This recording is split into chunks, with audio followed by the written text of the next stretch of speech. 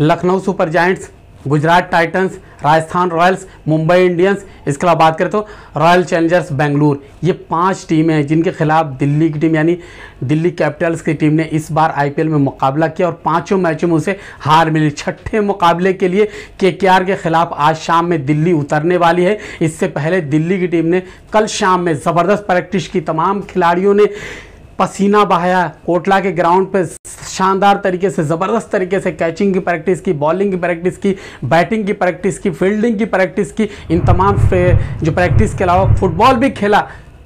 यहाँ पर देखने को मिला कि सौरव गांगुली की क़यादत में, उनकी नुमाइंदगी में काफ़ी देर तक खिलाड़ियों ने फुटबॉल खेला, अपनी फिटनेस पे ध्यान दिया, अपनी रफ्तार पे ध्यान दिया। और गेंदबाजी की बात करें, दिल्ली की टीम ने ज़बरदस्त तरीके से गेंदबाजी की प्रैक्टिस की, क्योंकि दिल्ली की कमज़ोरी ही रही है इस आईपीएल में। देखने को मिला गेंदबाजी बेहद लचर, बेहद कमज़ोर नज़र आई थी।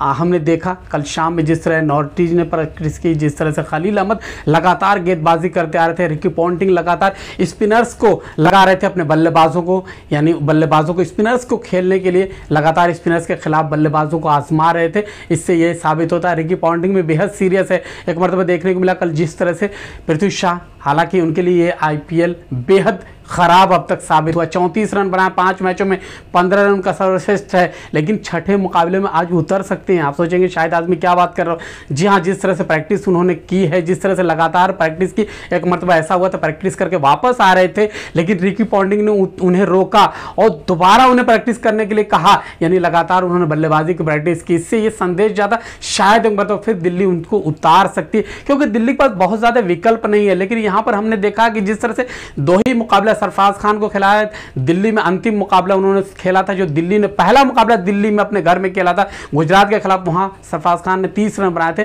धीमी बल्लेबाजी की बात हुई थी, उसके बाद से उन्हें खेलने का मौका नहीं मिला, लगातार 3 मैचों में वो नहीं खेल पाए। आज के इस अंक में बताऊंगा प्लेइंग 11 के बारे में, संभावनाओं पर बात करूंगा दोनों टीमों की, और इसके अलावा रिकॉर्ड्स, स्टैट्स की बात करूंगा, तमाम तरह की जानकारी दूंगा। लेकिन इससे पहले कहूंगा दोस्तों, हमारे चैनल को पहली बार आए हैं या हमारे चैनल को अब तक सब्सक्राइब नहीं किया है तो प्लीज़ सब्सक्राइब कीजिए, लाइक कीजिए, शेयर कीजिए। आइए बात की शुरुआत करते हैं। दोनों टीमों के दरमियान अब तक 32 बार आमना सामना हो चुका है आईपीएल के मुकाबले में। 32 मैचों में से बात करें तो यहां पर 16 मरतबा केकेआर जीती, 15 मरतबा दिल्ली की टीम जीती। एक मुकाबला ऐसा रहता है जिसका नतीजा नहीं निकलता, वो मुकाबला था साल 2008 यानी पहले एडिशन में वो मैच खेला गया था, जहां पर कोई यानी उस मैच का नतीजा नहीं निकला था। हालांकि अगर बात करें यहाँ अरुण जेटली स्टेडियम की बात करें तो यहाँ पर भी केकेआर की टीम भारी है। अब तक 10 मैच खेले गए हैं यहाँ पर अरुण जेटली स्टेडियम में। 10 मैच से 5 मैचों में केकेआर जीती, 4 मैचों में दिल्ली जीती, 1 मैच का नतीजा नहीं निकला। इस हिसाब से देखा जाए तो यहाँ पर भी केकेआर का पलड़ा भारी, यानी नीतीश राणा की टीम यहाँ पर भारी साबित हो सकती है। अगर हाईएस्ट स्कोर की बात करें दोनों टीमों के तो यहाँ पर डीसी आगे है। दिल्ली कैपिटल्स का केकेआर के खिलाफ सबसे ज़्यादा जो स्कोर है 228 रन है। वहीं अगर हम बात करें केकेआर का तो केकेआर ने 210 रन बनाया, सबसे हाईएस्ट स्कोर उनका अब तक डीसी के खिलाफ रहा। लोएस्ट स्कोर की बात करें तो दिल्ली कैपिटल्स का 98 रन रहा, उनका लोएस्ट स्कोर है, जबकि हाईएस्ट स्कोर 90 से जो हमने बता दिया 228 रन। वहीं केकेआर का न्यूनतम स्कोर 97 है। अब देखना होगा केकेआर बनाम दिल्ली के मुकाबले में क्या कुछ नया निकल के आ रहा है। लेकिन जब पहली मर्तबा दोनों टीमें आमने सामने होती साल 2008 में, उस मुकाबले में केकेआर जीती थी। अंतिम बार यानी साल 2022 में जब केकेआर और दिल्ली का आमना सामना होता, दोनों मैचों में दिल्ली जीती, यानी दिल्ली को बढ़त मिली थी साल 2022 में जब आईपीएल खेला गया था। हालांकि देश के बाहर वो, हालांकि उस मुकाबले की बात करें तो वहां पर दिल्ली की टीम ने 2 मैच जीते थे। एक मुकाबले को 4 विकेट से जीता था, दूसरे मैच को 44 रन से जीता था। यहां पर देखना दिलचस्प होगा कि क्या दिल्ली उस लय को बरकरार रख पाएगी जो साल 2022 में थी। लेकिन हालांकि उसकी शुरुआत बेहद खराब रही, जैसा मैंने शुरू में बता दिया। 5 मैच लगातार खेले हैं, 6ठा मैच खेलने उतरेगी। अगर यहां दिल्ली हारती है तो दिल्ली का तकरीबन माना जाएगा जो प्लेऑफ की दौड़ है उससे बाहर समझी जाएगी, क्योंकि 10 टीमों के पायदान पर सबसे अंतिम मुकाम पर दिल्ली अभी भी कायम है। वहीं केकेआर की बात करें, केकेआर का प्रदर्शन अब तक मिला जुला रहा कि रिंकू सिंह ने जिस तरह से केकेआर के लिए प्रदर्शन किया, शार्दुल ठाकुर ने जिस तरह प्रदर्शन किया, उन पर उम्मीदें होंगी। अब बात करते हैं जो केकेआर और दिल्ली के बीच में अरुण जेटली स्टेडियम में मुकाबला खेला गया, उसकी बात करें साल 2008 में जैसा बता दिया हमने मुकाबला रद्द रहा था। उसके बाद साल 2009 में दिल्ली की टीम जीती है।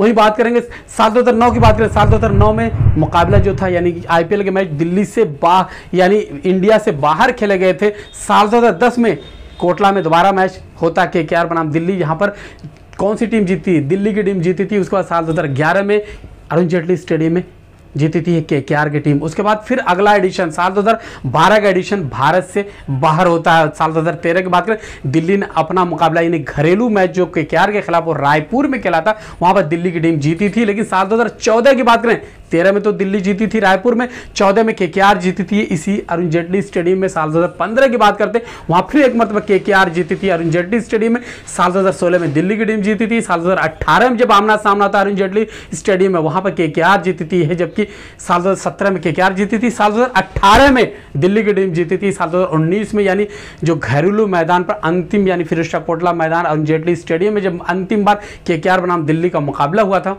वहां पर दिल्ली की टीम जीती है। यानी अपने घरेलू मैदान पर जो अंतिम मुकाबला केकेआर से खेली साल 2019 में, वहां दिल्ली की टीम जीती थी। अब देखना यह होगा कौन सी टीम जीती थी है। लेकिन अब चलते हैं टीम की बात कर लेते हैं, यहां पर कौन सी टीम खेलेगी, कौन कौन से खिलाड़ी खेल सकते हैं। दिल्ली की बात करूंगा, दिल्ली के कप्तान वही हैं डेविड वार्नर। इसके अलावा कौन कौन से खिलाड़ी, आइए आपको बताता हूं। डेविड वार्नर के अलावा कौन से खिलाड़ी हैं, बात करूंगा दिल्ली की टीम में मिशेल मार्श, सरफराज खान और पृथ्वी शॉ में से कोई एक खिलाड़ी खेल सकता है। मुझे जहां तक लग रहा है सरफराज खान को खिलाना चाहिए, लेकिन पृथ्वी शॉ से जिस तरह प्रैक्टिस कराई, लगातार उनको प्रैक्टिस का मौका दिया, बहुत देर तक पसीना नेट पर बहाया, इस हिसाब से पृथ्वी शॉ को लग रहा है कि आजमाना चाहेगी कि जो दिल्ली की टीम। लेकिन हालांकि हालात जिस तरह से टीम खेल रही, जिस तरह से बल्लेबाजी दिल्ली की चल रही है, जिस तरह से वहां पर लग रहा है सरफराज खान को मौका मिलना चाहिए। यानी पृथ्वी शॉ, सरफराज खान में से कोई और एक खिलाड़ी खेल सकता है। उसके बाद बात करते हैं तो यहां पर बात करेंगे मनीष पांडे, अक्षर पटेल, अमन हकीम खान, ललित यादव, अभिषेक पौरेल विकेट कीपर बल्लेबाज हैं।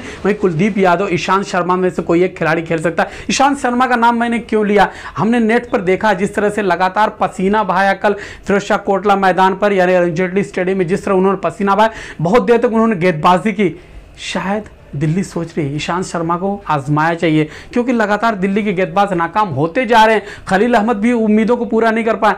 क्या ईशांत शर्मा खेलेंगे, क्या उमेश यादव खेलेंगे, ये तो कल का मुकाबला वो बताएगा। लेकिन यहाँ पर उम्मीदें दोनों की। आगे बात करें तो इसके अलावा बात करेंगे तो एनरिक नोरकिया और मुस्तफिजुर रहमान का खेलना तकरीबन तय माना था। आइए अब बात कर लेते हैं केकेआर की। केकेआर में कौन कौन से खिलाड़ी खेल सकता है। नीतीश राणा टीम के कप्तान है, खेलना बिल्कुल ज़रूरी है, बेहतर खेल भी रहे हैं, कई मुकाबलों में उन्होंने प्रदर्शन भी अच्छा किया।